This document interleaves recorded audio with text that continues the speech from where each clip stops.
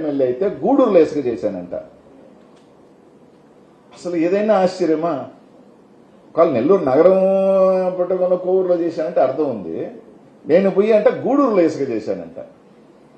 అసలు ఇంతకన్నా ఒక కథ అల్లటంలో ఇదే పత్రికలు ఛానల్ ఆ రోజు ఏం చేసి నాకు గోవర్ధన్ రెడ్డికి పడదు, నాకు గోవర్ధన్ రెడ్డికి సెట్ కాదు, ఈ రెడ్డి గారులందరూ అనిల్ కుమార్ యాదవ్ వ్యతిరేకం, అనిల్ కుమార్ యాదవ్ రెడ్డి గారికి వ్యతిరేకం అని ప్రచారం చేసి ఈ మధ్య ఒక వార్త రాశారు. బయట పడదంట, లోపల ఒకటంట. అనిల్ కుమార్ యాదవ్ ఎప్పుడు ఆ రాజకీయం చేయలే. ఎంత పెద్దోళ్ళైనా సరే గొడవ అంటే గొడవే, యుద్ధం అంటే యుద్ధంలాగే ఉన్నా. కాబట్టే నాకు చాలా మందితో చిన్న దగ్గర కూడా ఏంటంటే నా మనస్తత్వానికి పొద్దున అరుచుకొని రాత్రి ఇంటికి పోయి మాట్లాడుకునే మనస్తత్వం నాది కాదు. కాబట్టే చాలా మంది కొంతమంది చెవులు కోరికి ఈ రోజు నేను ఈ పరిస్థితి దాన్ని తీసుకువచ్చి పొందటం. సరే, చెన్నైలో ఆస్తులు కొన్నాడు, హైదరాబాద్లో ఆస్తులు కొన్నాడు, ఆఫ్రికాలో పెట్టుబడులు పెట్టాడు అని రాశారు.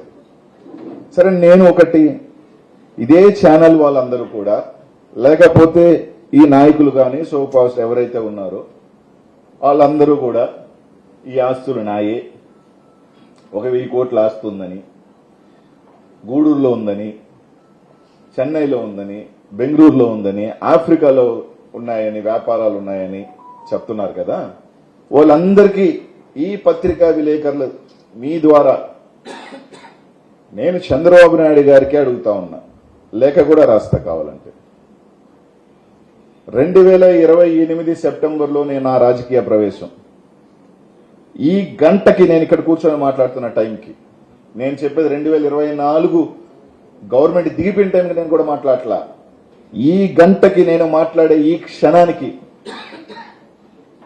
మీరందరూ నమ్ముతున్నారు కాబట్టి, ప్రజలను నమ్మించే ఒక కార్యక్రమం చేస్తున్నారు కాబట్టి, మీ పోలీసుల చేతనో, మీ ఎస్ఐల చేతనో, డిఎస్పీల చేతనో మీరు రాయించేది కాదు. ఒక సిట్టింగ్ జడ్జి ద్వారా నేను 2028లో వచ్చిన రాజకీయానికి ఈ రోజుకి నా ఆస్తుల్లో,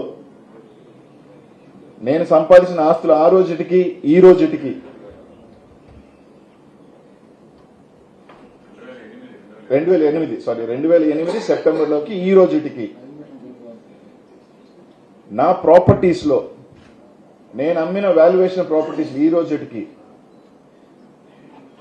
రూపాయి పెరుగున్నా, 1 రూపీ పెరుగున్నా, మీరు చెప్తున్న అనిల్ కుమార్ యాదవ్ కావచ్చు, నా కుటుంబ సభ్యుల మీద కావచ్చు, మీరు చెప్పిన నా 5-6 మంది బినామీల పేరు మీద కావచ్చు, ఎవరి పేరు మీద ఉన్నా కూడా ఎంక్వైరీ చేయండి. మీరంటున్న 1000 కోట్లుంటే 950 కోట్ల అమరావతి డెవలప్మెంట్ కి తీసుకోండి. అతి పెద్ద ఫండ్ నేను ఇచ్చినోడిని అవుతా. ఒక 50 వరకు నాకు ఇంది దాంట్లో.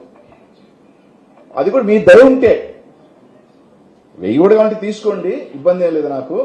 ఒకవేళ ఏమన్నా కనికరం వరే లేదు రైడ్ దగ్గర అనుకుని అనిపిస్తే ఒక 50 కోట్ల వరకు ఇండాయా, నాకు ఖర్చులు ఎక్కువ ఉన్నాయా, వేయించండి. ఈ రాష్ట్రంలో ఒక పాలసీ తీసుకొద్దాం. నాకు చాలా మంది రాజకీయాలలో ఉన్నప్పుడు సహాయం చేయకుండా ఉండరు, సహాయం చేసుంటారు, చేశారు కూడా.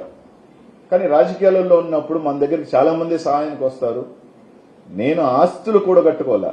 నాకు ఎవరైనా 10 మంది సాయం చేస్తుంటే నా కిందున్న వాళ్ళకో ప్రజలకో సాయం చేశానే తప్ప, నేను నా కుటుంబ సభ్యులు నా బిడ్డలు బాగుండాలా అని చెప్పి నేను ఎక్కడ మీరు చెప్పినట్టు చెన్నైలోను 50 కోట్ల ఇల్లులో, లేకపోతే ఆఫ్రికాలో పెద్ద మైన్లో, లేకపోతే పెద్ద బిల్డింగ్ కాంప్లెక్స్ నేను కట్లా. ఈ రోజుది కూడా నేను చెప్తున్నాను కదా, రైట్, నాకు ఈరోజు పవర్ లేదు, నేను ఎమ్మెల్యేని కాదు. ఒక సిట్టింగ్ జడ్జిని వేసి అనిల్ కుమార్ యాదవ్ ఆ రోజుకి ఈ రోజుకి ఆ రోజున్న ఆస్తులు ఇస్కాన్ సిటీలో ఉన్న పొలాల వాల్యుయేషన్ ఈ రోజు ఎంత, ఈ రోజు ఆయనకు ఆస్తులు ఎంత కొన్నాడు, ఆయనే కాదు మీరు చెప్తున్న ఆయనకున్న 5 మంది ఎవరైతే పేర్లు వేస్తున్నారో వాళ్ళ పేర్ల మీద ఆస్తులు కానీ ఎంక్వైరీ చేయండి. ప్రజలకు కూడా తెలియనండి. అనిల్ ఆస్తులు కూడగొట్టుకున్న ఒక అవినీతి పరుడు, 1000 కోట్ల ఆస్తి కూడగొట్టుకున్నాడు తెలియనండి, చెప్పండి, పర్లేదు. మీకే రాసిస్తానని చెప్తున్నాను, అమరావతికి పెద్ద ఫండ్ నాదే అవుద్దని. రాజకీయాల్లో చాలా మంది చాలా అవసరాలకి సాయం చేస్తారు. ఈరోజు నేను 7 సంవత్సరాల పాటు దాదాపు 200 మందికి 2000 చొప్పున పెన్షన్ ఇచ్చినా నేను ఏదో చెప్పుకోవాలి. ఎందుకంటే ఈ చేతితో సాయం చేసింది ఈ చేతికి తెలియకూడదు అనుకునే మనస్తత్వం నాది. ఇంత మాట్లాడుతూ ఉన్నారు. ఈ రోజు కూడా నెల్లూరు నగరంలో తెలుగుదేశం భార్యాభర్తలు నా నాశనం కోరుతూ మాట్లాడుతుంటారు. అదే వాళ్ళ కూతురు పెళ్లికి నా గడప తొక్కి, ఆ రోజు కూడా తెలుగుదేశంలోనే ఉన్నారు వాళ్ళు, నా గడప తొక్కి నా బిడ్డకి సాయం చేయమంటే 10 లక్షలు సాయం చేసినోడిని నేను. ఈ జిల్లాలో ఎవరైనా చేయగలుగుతారా? నా నియోజకవర్గంలో నా మైనారిటీ సోదరులు అందరూ వచ్చి పలానా అతనికి సాయం చేయొద్దు అని చెప్తే, తన బిడ్డకి 3 రోజుల్లో లండన్ లో 12 లక్షల ఫీజు కట్టాలి సాయం చేయమని నన్ను అడిగితే, అతను కూడా నా గురించి మంచిగా మాట్లాడేదానికన్నా కూడా రోడ్డుకి నా గురించి మాట్లాడుతున్నాను. 3 రోజుల్లో లండన్ లో నా ఫ్రెండ్కి ఫోన్ చేసి ఆ ఫీజు కట్టమని చెప్పి అతను ఎలా ఉన్నా కానీ బిడ్డ జీవితాన్ని మనకి ఎందుకని చెప్పి కట్టిన వాడిని నేను. ఈ విధంగా నా ఏ రోజు నేను ఇవన్నీ వచ్చి ₹1,00,000 ఇస్తే పేపర్లోనో టీవీల్లోనో ఫోటోలు వేసుకొని అపరదాన కర్మలు అని చెప్పుకుంటున్న రోజుల్లో కూడా నేను ఎప్పుడు నేను చేసిన సాయం నేను చెప్పుకోను కూడా. ఎందుకంటే మంచైనా చెడైనా దేవుళ్ళు లెక్కలేస్తాడు కాబట్టి. ఆ విధంగా నాకు చాలా మంది సాయం చేసి ఉంటారు. దాన్ని నేను 10 మందికి నాకు వచ్చింది సాయం చేశాను. నేను ఆస్తులు కూడగట్టుకున్నానా లేదా తేల్చండి. అంతేగాని నోటికొస్తే ఆఫ్రికాలో ఉన్నాయి, పద ఆఫ్రికాలో చూడని ఎతకండి. ఎస్, నేను ఎలక్షన్ అయిన తర్వాత నేను వెళ్ళిన మాట వాస్తవం, తిరిగిన మాట వాస్తవం. ఏదో ఒకటి ట్రేడింగ్ గీడింగ్ చేసుకుందాం, బండి నడవాలి కదా అని అంటే తప్పలేదు కదా. పెట్టుబడులే నేను పెట్టలా, అది కూడా తప్ప. ఖాళీగా ఉన్నా, ఓడిపోయి ఉన్నా, నేనే జగన్మోహన్ దగ్గరికి వెళ్ళి టైం అడిగాను. నాకు 2-3 సంవత్సరాలు టైం ఏంటన్నా, నేను మళ్ళీ నిలదొక్కోవాలంటే అని చెప్పి అడిగాను. దానికి అయిపోయిందని మాట్లాడారు. సరే, అయిపోయిందో లేదో ఆయనకి నాకు తెలుసు అనుకోండి. నేను రోజు అడుగుతున్నా, let's call for a sitting judge enquiry నా ప్రాపర్టీస్ మీద. మీరు ఊరికేనే చెప్తున్నారు కదా గవర్నమెంట్ మీది, అంతేగాని మీ పోలీసుల ద్వారా అవుతుంది.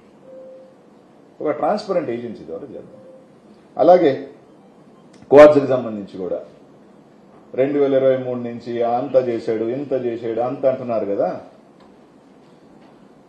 ఒక ఈడీ ఎంక్వైరీ చేసుకుందామా? 2022 నుంచి ఈ రోజు దాకా ఒక ఈడీ ఎంక్వైరీ పిలవండి. అత్యున్నతమైన ఎకనామిక్ అఫెన్స్ కి సంబంధించిన ఇన్వెస్టిగేషన్.